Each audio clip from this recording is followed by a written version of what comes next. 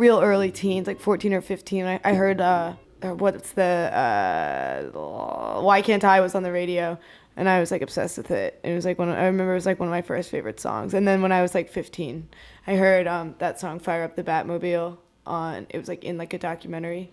And I was like really into all the Girly Sounds tapes, but I didn't end up listening to Exile in Guyville till I was like 16 or 17. But it changed my life. I mean, it's amazing. And Whip Smart is actually my favorite Liz Phair release.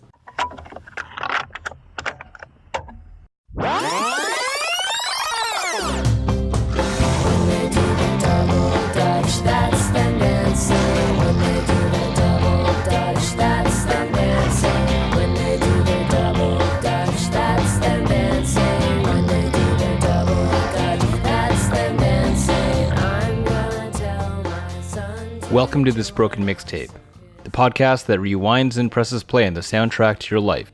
I'm Jeff Wu. And I'm Justin Lee. Snail Mail began as a solo project of teenage singer and guitarist Lindsey Jordan. Her outstanding debut album, Lush, contains 10 deeply confessional tales anchored by 90s-inspired lo-fi indie riffs. Joined by guest host Jennifer Buchanan of Indie Shuffle, we talked to Lindsey about finding a soul sister in Liz Phair, reenacting Say Anything's iconic boombox scene, and why Kristen Stewart is her number one celeb crush. This week we're joined with a special guest host from Indie Shuffle. We have Jen Buchanan. Hey, welcome, Jen. Thanks for having me. And this week on the show we have Lindsey Jordan of Snail Mail. Thanks for being on the show, Lindsey. Thanks for having me. So, right out the bat, I want to get into sort of your background. I know that you started playing guitar since 5 and just started writing songs in the last 3 years. Put out your EP, Habit, was it 3 years ago, 2 years ago?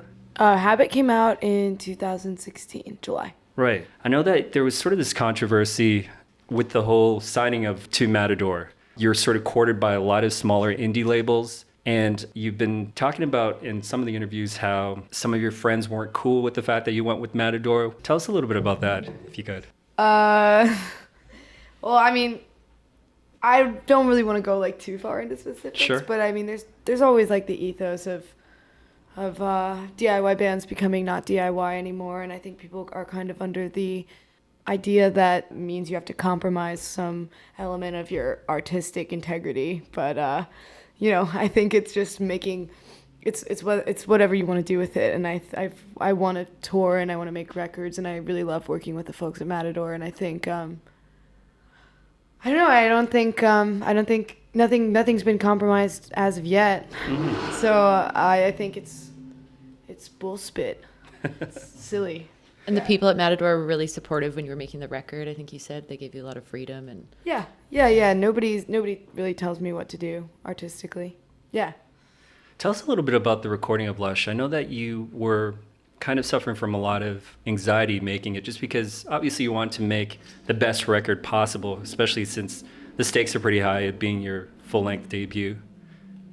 But just in terms of the anxiety, I mean, tell us a little bit about the whole experience. Well, I think I had the opportunity to either make something really terrible or make something that I really liked and cared about, because I had a lot of freedom and a lot of resources.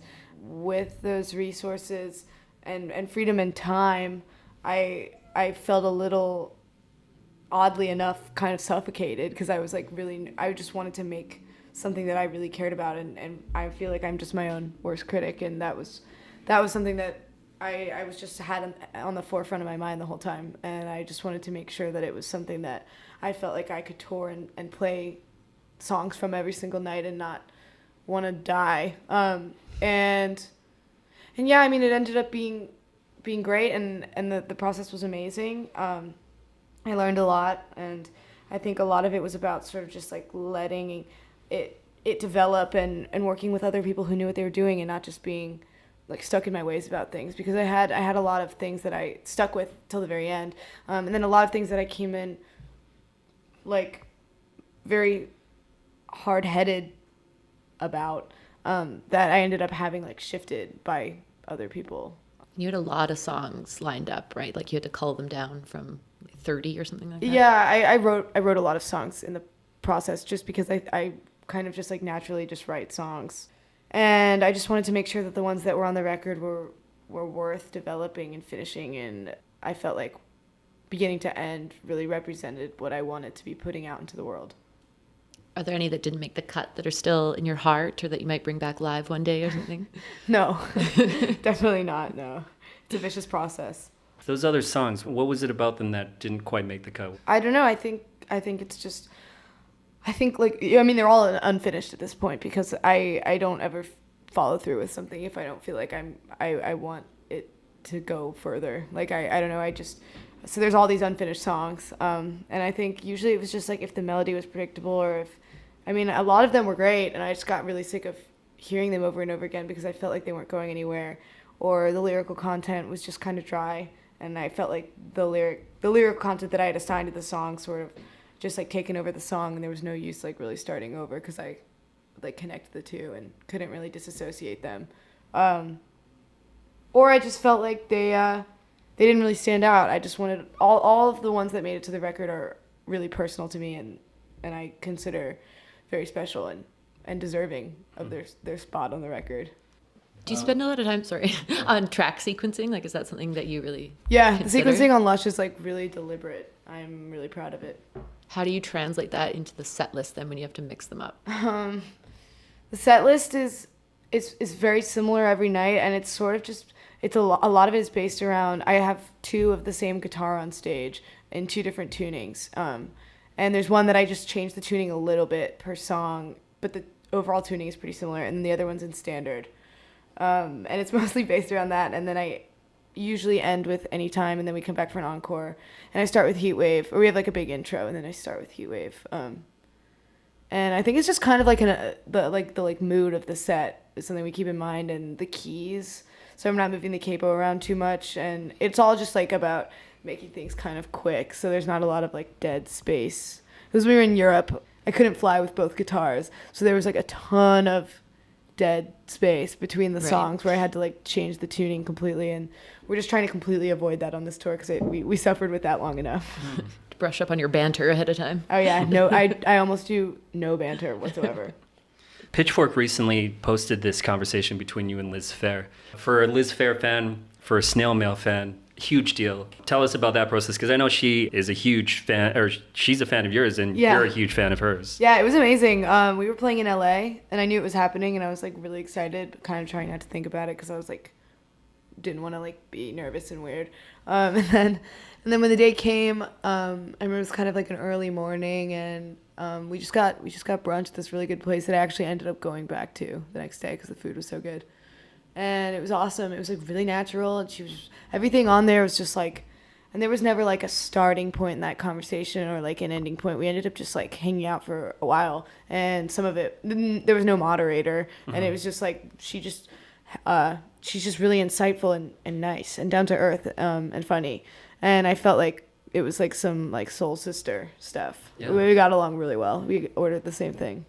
How young were you when you first were introduced to her music? I think I must have been like really real early teens, like 14 or 15. I heard what's the Why Can't I was on the radio, and I was like obsessed with it. It was like I remember it was like one of my first favorite songs. And then when I was like 15, I heard that song Fire Up the Batmobile it was like in like a documentary. And I was like really into all the Girly Sounds tapes, but I didn't end up listening to Exile in Guyville until I was like 16 or 17. But it changed my life. I mean, it's amazing. And Whip Smart is actually my favorite Liz Phair release. And then I found that later.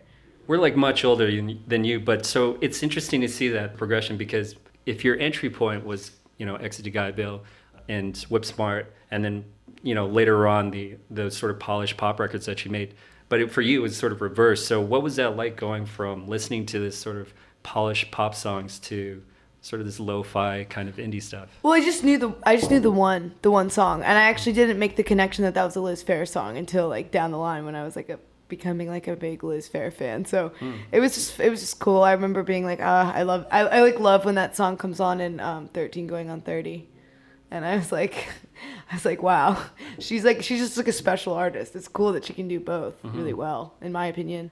I really have a lot of respect for both.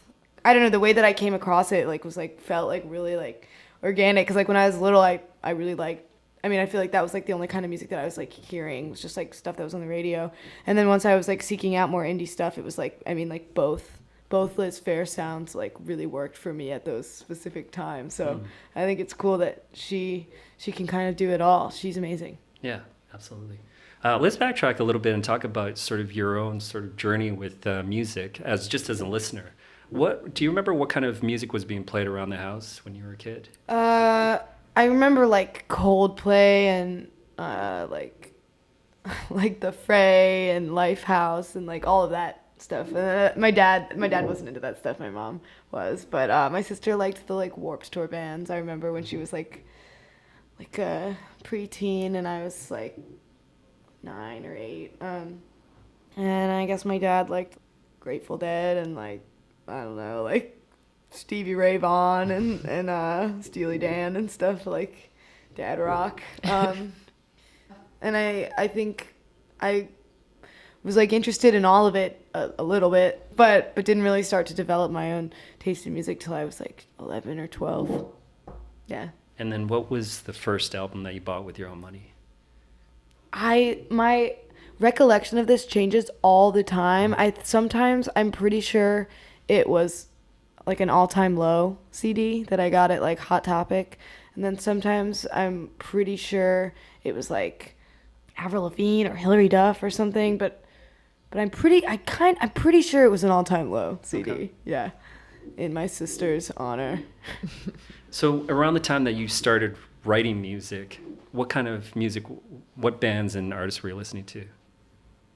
Actually, I did a little bit of writing when I was like very young, like 8 or 9 or I don't know. I rewrote an Ashley Simpson song without realizing it. I remember that was the first song I ever wrote. And then when I was like writing, I started like really writing when I was like 13 or 14, and I think I was listening to like Fiona Apple and like probably like, I don't know. That's like a weird time to try to reflect on. I know I was listening to Fiona Apple.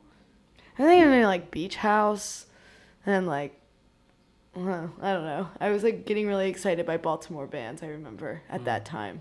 And then when I started like, I kind of took a long break, and then I started like really writing again when I was 15, and then that ended up just being habit. So I don't know.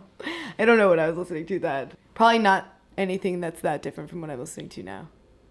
It's cool that you mentioned Fiona Apple. I get like a really 90s vibe from your music, not like the sound, but just the vibe. It's so confessional. And in the 90s, people like Fiona Apple and like Liz Phair were all of a sudden being really direct and honest. And I know a lot of people have said that about your lyrics. Oh, cool. Yeah. Yeah. I mean, do you ever think that you get too honest, or that you don't keep enough of yourself for yourself? I don't think so lyrically. From time to time, I like feel like too much personality spills out into things that aren't personal, and then I'm like, oh man, this is like when you go home by yourself and you're just with yourself and all of your personality is all over all of your like public self. It's like, oh, who am I? No, I don't. I think there's like a lot to be said for playing shows every night and being able to keep it fresh and honest and genuine. And I think a lot of that for me just comes from writing painfully honest lyrics, and I like to keep a little space between myself and the subject, but for the most part, yeah, I mean all of the lyrics are about things that are really personal to me, whether it be like friendships or relationships or just my own development as a person, and a person constantly in transit. And I think just like, yeah, I mean, I keep it somewhat vague, and I think because of that, people are able to give the songs their own context, which is really cool. But yeah, I like to put a little space between myself and what the songs are about. Yeah. When you were writing and recording Habits, I know that you hadn't come out to your parents yet. Tell us about how that whole experience was. And I know I've read that somewhere that you were talking about how with Lush, you became a little bit less guarded. You felt that you could be truly honest on that record. So that transition from Habit to Lush, tell us about that in terms of your songwriting. I mean, it wasn't like a huge thing. I think that like Habit, it was like I was never like scared to come out to anybody or anything, but I wanted to like, I didn't want my musical debut to also be like my sexual debut to people. Like I didn't want it to be like, oh, she's making music and she's gay. Like it was like too much content to be releasing to my friends and family. So I think it was more just like, by the time I was writing Lush, it was just like it was obvious and like everybody knew, and like it was nice to not have to make a thing out of it. I just didn't want to make a thing out of it, because then it would have been like, surprise. And I didn't really want to be making any kind of statement with Habit. I just wanted to like make songs. And yeah, it's nice because I didn't really have to make a statement with Lush either, because everybody already knew. And that was really important to me, to just be like chill about it and be able to like write about whatever subjects I wanted, use whatever pronouns I wanted without having to have my guard up and sort of be like worried about who's going to hear the songs and you know, and say whatever I want to the New York Times or like whatever I want to Out magazine, and not have like to be worried about people being like, oh, she's gay.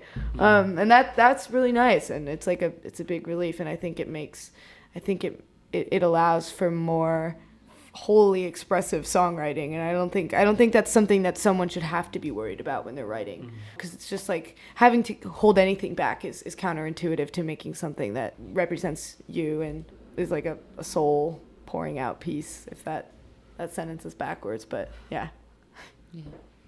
In the video for Heatwave, you're prominently featured playing hockey, and anybody that like has played hockey or knows a thing about hockey is you see her skating and you're like, okay, she can definitely play hockey. So in our research we discovered that you've been playing hockey since you're a kid. Yeah. First off, I know you grew up in the Baltimore area, so congratulations on the Capitals winning. Oh, thank you. I don't know if you're a fan, but I assume Big fan. you would be. Okay. Yeah. Long time coming. I'm wondering, did you ever get into a fight with another player? No, like real ones, like little Okay. pushing scraps, like almost, but no, not at all. I used to like get penalties for being like dirty, like a real dirty player. Like I would, I would like get into little scraps, and I would like hit someone from behind or like in the head or something, because I was like a little hothead. But I never got into like a fist fight on the ice or anything. Okay. We talked about like the boys on the hockey team being jerks to you before. Have you got to have your kind of Janis Joplin moment where you go back to high school and No, I show don't them? want it. I think I like definitely just want to like avoid it as much as possible. Like I remember like I said something about it to Pitchfork, and then all the boys on the team saw that article, and it was like World War III at school the next day, and I was like, oh my God, my dream would just to avoid this forever. Yeah. Like I hate confrontation so much. Hopefully I just never see any of them ever again. That's my goal in music. Well, when you were in high school, was that like a huge issue with, because people are probably aware that you're in a band that they knew who you were. Yeah. And, they probably read interviews, some of them of with you, and like you said, Pitchfork. Was that ever like an issue at school? Did you ever have this sort of invasion? Yeah, I think that, definitely. I was really embarrassed about it, because it just was like a point of conversation that was like really unrelatable and just felt kind of like braggy no matter how it came up. And when people would bring it up to me, I would just be like, like, and try to like divert the subject. And I tried not to bring it up. And then I would have to like leave class to like answer the phone. And that was really embarrassing to me. And I would always I was like still having to like get detention and then like go on tour and like be an adult sometimes, but then like be like a student getting reprimanded other times felt like really weird. And then like I just tried not to. It was attention that I just didn't want from friends at school, and I didn't want like anyone to think I thought I was like above anyone because I was like doing something other than college. And I also didn't really want to like be like bragging about having a like I don't know. I didn't want to like, my path was just so different from everyone around me that there was just like no point of relatability. So I was just like really embarrassed about it. Yeah. So are you kind of happy that you left that behind? Like high school, yeah. I really liked high school. I liked school, but once I graduated, it was just like really nice to be able to just like focus and be able to do things without having other obligations. And yeah, it's really nice not having to like just like be any kind of center of attention that you don't want to be in like a school setting. That was like really weird and terrible. Yeah. Speaking of high school, the prom, I read this great story about you asking out your ex-boyfriend. Can you tell us that story? Yeah. Well, he was already my ex-boyfriend at the time, but we've like been really close for a long time. And I actually think it was homecoming. We did go to prom together too. But I showed up to his house with my friend Sarah, and I was wearing like a big brown trench coat, and I had like my dad's big boombox. Yeah, and I had a big sign that said, "Quinn, will you say anything but no to prom with me?" And I played In Your Eyes radio edit by Peter Gabriel from my car speaker because I couldn't figure out how to make the boombox work. And his mom came down. It was really funny. And she was like, "Quinn." And he came down and he hadn't seen the movie, but he said yes. So Did he just think you were crazy? Like, first of all, what's this song and why are you dressed in this trench coat? And yeah, I think he probably just, I think he just was like, okay, but he was like, what is this? I think the average teenager hasn't seen that movie though, as classic as it is. I don't know. Well, I think the average teenager's seen Easy A, where they reference true. it. Yes. There's like enough references in modern pop culture that I just have the assumption that all my friends have seen it, and it's such a great movie, in my opinion. Yeah. But yeah, you're probably right. This winter, you're going on tour with Always. I know you're a big fan of Always. Oh, yeah. Homegrown talent. How did that come to be? Did they approach you? Yeah. I mean, they're just like awesome people. They're the coolest, and we were just fans of each other. And they hit us up about doing a couple dates together, and we were like over the moon. We had some things that were in the way, and we were like canceled because everyone in the band. It's like one of the few bands that we can all just agree on as like they're just like the best band. Both records are insane. Mm-hmm.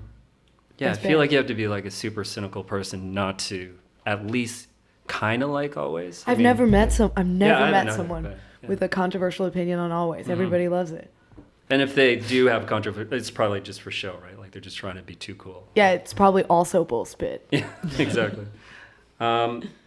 One of the great things about your social media is seeing these interactions with you and like your sort of contemporaries. Like I know on Instagram you've kind of chatted with, and you're probably friends with these guys in real life, but like everyone from Girlpool, Braids, Waxahachie, Soccer Mommy. There seems to be like you comment on their posts and vice versa. What's that like? Because I think like the media often tries to pit women against each other, and it's like this fake rivalry. It's like, oh, there can't be two like sort of indie rock queens or whatever, and I think that's all bullshit. How do you feel about that?